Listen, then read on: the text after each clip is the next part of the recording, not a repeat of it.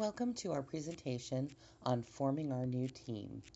This will demonstrate the need for a team building workshop and how our company's model will meet it. Created by Reed Mueller, Shelby Wacker, Jameson Weiland, and Brenda Ventura. To introduce both offices to each other in a fun and entertaining manner, we have found two of the most appropriate activities for an office setting, yet casual enough to accomplish the goals. We will first introduce the two teams to each other, creating a friendly atmosphere. The activities are networking bingo and helium stick, which we will do after lunch break. We will have bingo cards like this example, which can also be customized to include things specifically tailored to your business, like passed hygienist test on first try, got kudos from a customer, or won employee of the month. We will have passed them out to each person as they entered the seminar. There is a prize for each bingo, and to encourage more participation, a larger prize for blackout. We will have snacks and drinks available to promote a social feel and to make both offices comfortable while you get to know each other. We will have bingo cards like this example, which can also be customized to include things specifically tailored to your business, like passed hygienist test on first try, got kudos from a customer, or won employee of the month. We will have passed them out to each person as they entered the seminar. There is a prize for each bingo, and to encourage more participation, a larger prize for blackout. We will have snacks and drinks available to promote a social feel and to make both offices comfortable while you get to know each other. In an effort to demonstrate the need for our workshop, we have identified three major causes of teams failing to come together and achieve their goals. The first cause is a lack of defined roles within the team. The second, rules and expectations are unclear. Finally, the third cause being a lack of leadership, direction, or common goal. The first question to be answered in defining roles is who does what? The Harvard Business Review convened a study of work groups and teams from across the world of business. These teams worked in entertainment, news, hospitals, production, and engineering. Some of these teams were high functioning and successful. The teams at the British Broadcasting Company were some of these. They also followed teams that struggled to meet their goals and work as a team. What the study found was that the teams that had clear roles defined for all of their team members functioned much better than those that did not. Roles and the responsibility associated with them are essential to a successful team. Another thing to consider when defining roles is confusion, frustration, and failure. When relating the study to our situation, it is clear that a lack of role definition could hinder us as well. Because we are combining two teams into one, a lack of definition may cause employees to return to their old roles and responsibilities. This in turn would cause confusion and conflict within the new office. These moments may lead to frustration among team members and ultimately the team failing to accomplish its tasks. And the bottom line really is that roles are critical in our work setting. The nature of our work means that our patients carry lofty expectations of us. We are medical professionals. Our office should function in a manner fitting those of medical professionals. We owe it to our patients to provide them with the best experience possible. The best way to accomplish this is with a strong team whose individual members work together to meet our patients' needs. The roles in a dental office vary from an office assistant to the dentist. However, every role is important and teamwork between these roles is key. The second factor in having a successful team setting in our office is the importance of setting rules. The quote on the right is from Professor Margaret Neal. Professor Neal is an award-winning business professor and author. She has a PhD in business administration, 2 master's degrees, and is currently a distinguished professor of business at Stanford University. Let's look at rules. This is meant in a practical sense. What are the rules of the office? When do people need to get to work? Dress code, attendance policy, behavior within the office? These are all simple questions that we must have clear answers for. A lack of rules will only lead to conflict. Setting expectations. Setting expectations is a critical for any team or any work environment. An employee cannot do a job correctly if they do not understand what's expected of them.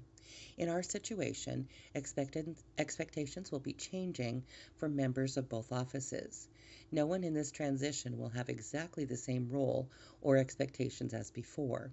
We must take this opportunity to clarify to everyone exactly what will be expected of them in the new office setting.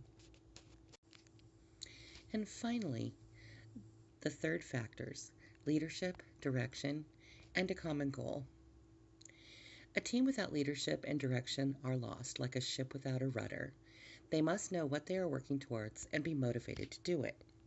A team always needs a captain. In sports, every team has a captain. This person is the leader of the team. They are the tone setter. They are the rule enforcer. In our office, this responsibility lies with the dentists. They must help lead the team and demonstrate the behavior we want our office to be known for. The importance of working towards a goal. Teams also need a goal that they are working towards. This common ground helps provide motivation and commitment from team members. By setting a goal and working towards it, the team has something tangible to work towards. This will help the team members to learn to rely on one another and bond as a group. Early on in the team forming process, this will be critical. Perhaps our office can adopt a slogan, something like "Win the Day," something we can always look to remind us of our goal. Many sports teams do this very successfully. At the University of Oregon, the football team adopted "Win the Day" as a slogan. It quickly became a part of their culture. Every day, no matter what a player is doing, your goal should be to win. It has become part of the culture. This attitude has carried on to the field as the Oregon Ducks have become one of the most successful football programs in the nation over the last decade. If we want to foster a culture of teamwork and professionalism, we should consider adopting an office slogan. I'll leave you with these thoughts as we break for lunch. Please return in about an hour and get ready for the team activities. Thank you. To get everyone moving after lunch, the next portion of the seminar is a team building activity called Helium Stick. Two teams stand opposite each other with the helium stick, which is a long tent pole or dowling, between them. They must figure out how to lower it to the floor while touching it at all times. My suggestion would be to have the two offices stand opposite each other and take that time to learn how to communicate with each other and talk to each other, get to know each other as they try to surmount this task that seems impossible. It's a great team building activity, it's a lot of fun, and it keeps everybody up and going for the next portion of the seminar. There is an opportunity after the activity for one of the leaders or a seminar facilitator to ask key questions about how they work together as a team, such as, what was the hardest part of the challenge? Did one person take the lead? If so, was this helpful? Did you feel like you were suggesting a strategy that was not heard? And how did this make you feel?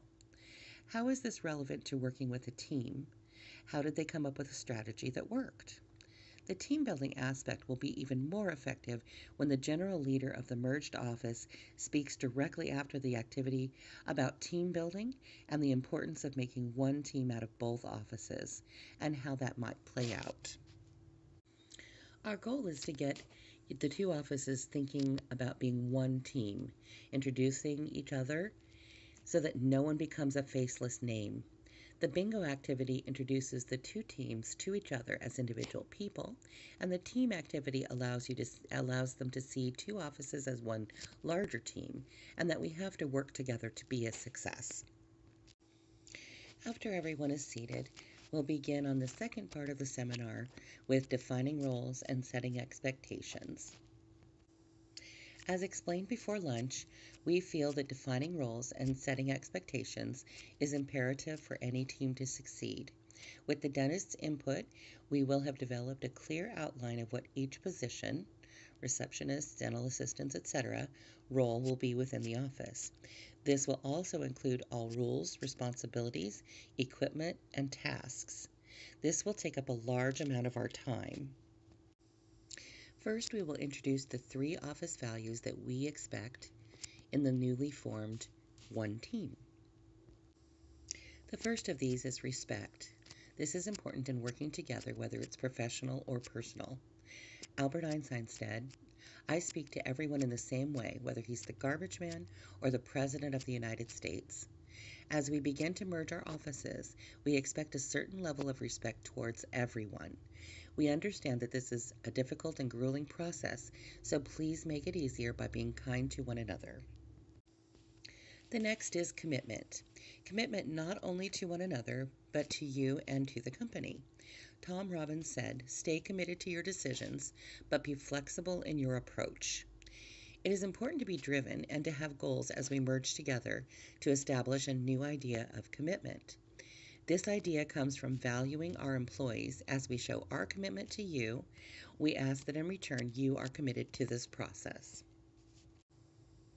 The third and possibly most important is patience. We ask for patience not only in times of conflict, but also in times of change. Sadi once said, "Have patience, all things are difficult before they come easy." Sadi's quote truly sums up this whole process as we understand change is hard, but this difficult time we know we can become a stronger unit. What we ask of you is to have patience throughout this time, knowing that it will be challenging, but it will be worth it. Now that we've reviewed our values for our new office, we want to hear from you. The next activity will help you as our employees feel that you have a say in how the office will run. Our hope is that if you help set expectations, then there will be a sense of ownership and commitment within this new office. In this section, we will ask for the staff to break up into groups of 4, hopefully mixing the new offices with the old offices to create rules and expectations that they feel are needed in the office.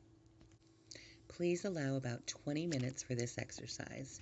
We will then regroup and allow for time to share the top 2 rules and expectations from each group. This will become what we base our office environment on.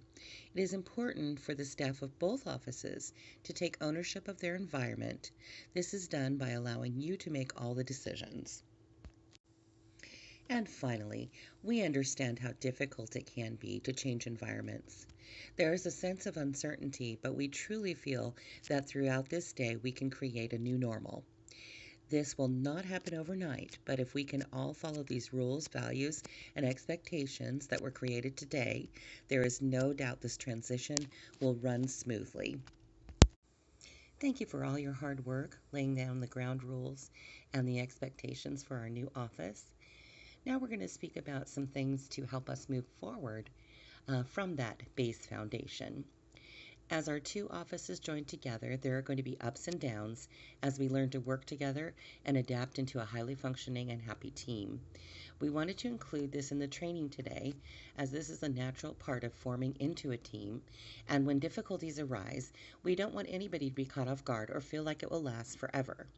The Tuckman model is psychologist Bruce Tuckman's study of how a team forms and the stages that take place during that transition. Of the 4 stages, right now we are at the forming stage. It has already been taking place as we have gone throughout the day. In this initial stage, a lot of learning is taking place. We're learning about each other, although polite and reserved and possibly a little anxious about meeting others. At this point, there is no clear objective or goal. It's mostly social interactions that we are having to learn who we are and what the strengths and weaknesses are of our team members and who we will naturally mesh with. Next is the dreaded storming phase. In this stage, we become more productive in our jobs, and we may start to push against each other in an effort for results. Conflicts between styles of work may arise and stress can be heightened. This is a temporary stage where kinks are worked out, relationships are built, and normalcy is established within the team. Don't be surprised or afraid of conflict within the team. It is only temporary, and office leadership is always available to help guide the team through this process. In the norming phase, the team is fully functioning. Any conflict has been resolved, and we start to work together towards our goal of creating the best experience for our customers. It can usually take from 3 to 6 months for this stage to develop.